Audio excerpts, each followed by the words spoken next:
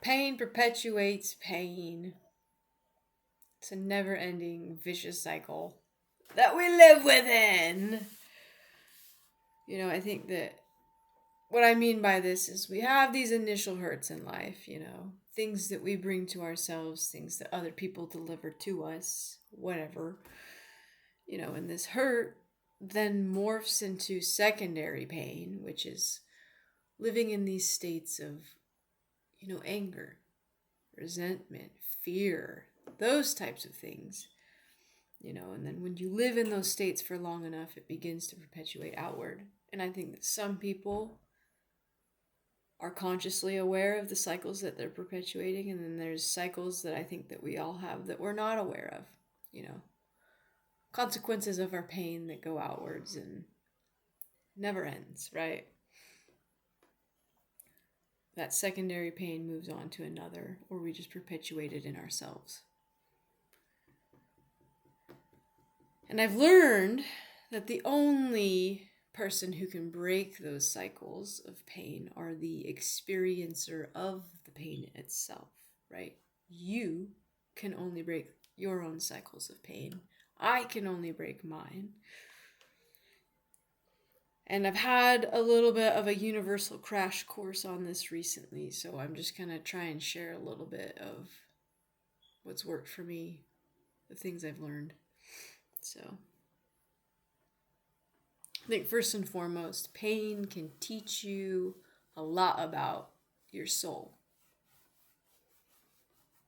It's kind of like I'm real big on the mirrors, things that, in life that show you about you. And pain is one of those things. What was it that Aunt Karen said at Thanksgiving that just pissed you off? Like, what is it about that thing that really triggered you? What does that tell you about you? Powerful insight can be gathered in that way. I learned that there's a couple of traps in pain, like places that we can get stuck. And these are mine. There's probably more. But I learned that the details of the pain was something that really hung me up, thinking a lot about, like, was that intentional? Was that not intentional? Does this person understand my perspective? Do I understand theirs? Those types of things. In all reality, it doesn't matter. I just spent a lot of time thinking about that. The product was the same, and getting information about all of that doesn't actually help you put it down. So the details. Victimization was one of my big hang-ups. If you perceive yourself at the receiving end of some grand injustice, whether that is real or not, that will trap you, right? Because we take this primary pain, this initial hurt, okay, and it morphs into vengeance or whatever. And the victimization part then justifies that vengeance or that secondary state that you're living in. For example, I was hurt by that person and they did it on purpose. I hope they stub their toe because they deserve it. The because they deserve it part is that's where you'll get stuck. No one ever really deserves it. Not you, not me. So that has to stop. And I think that on the other side of it, accountability, not being able to take accountability in your pain, that will also hang you up. Some of the most potent pain that we have comes at our own hands. And the inability to recognize that you are the cause just lets it sit there. So, anyways.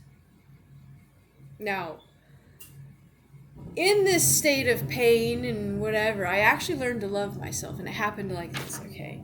I went through this phase of life, Saturn return, okay, if you know, you know, where I ended up being hurt by a lot of people over a very short period of time.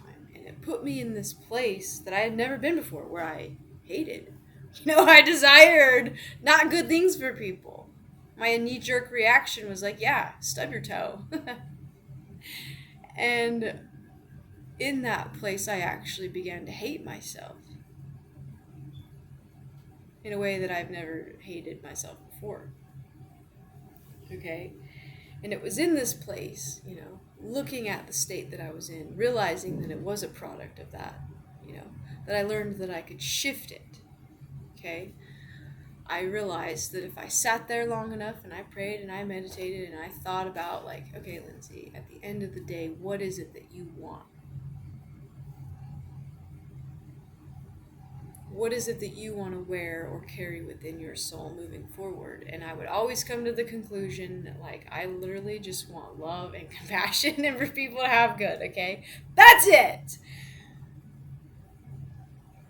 And going from that place of, like, bleh, to having, like, actual goodness within me, switching that place is where I learned to love myself.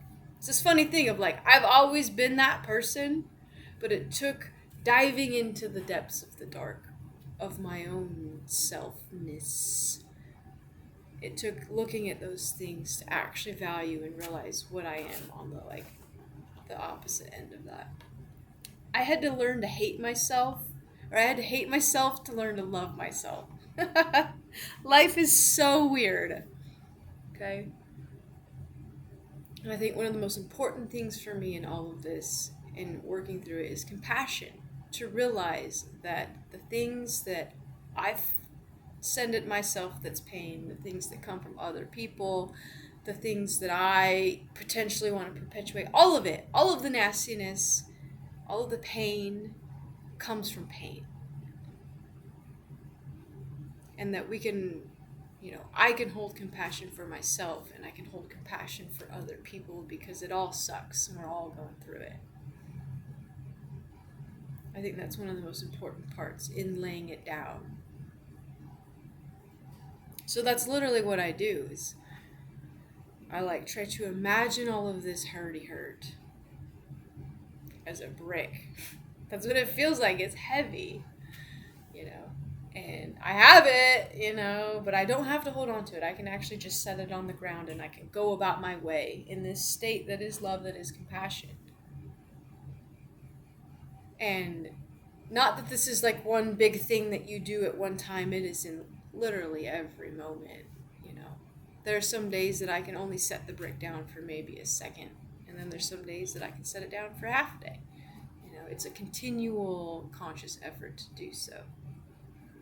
But what I do is I imagine it. I recognize that all of it's here for a purpose. It's teaching me. I can't take it all too seriously because the hurt came from hurt. But I can imagine it's a big chunk of rock. I can put it on the ground. And I can shift my state into a place that's loving. And I can shift my focus onto, something that's just more productive for me and for society. Doing things that I love. Doing things that I love for other people. Trying to shift that way. For me right now, that looks like obsessing over tree condoms and getting seeds out of the trees. Whatever it is for you, shift focus. Put the rock down. Shift your focus into something that's more beautiful. And my hope is that I can continue to be better about breaking my own cycles of pain, that I may not perpetuate it into the world. And I hope that, hopefully, whatever, that somebody somewhere gets something out of this. And that's it. That's all I wanted to share on that. Bye.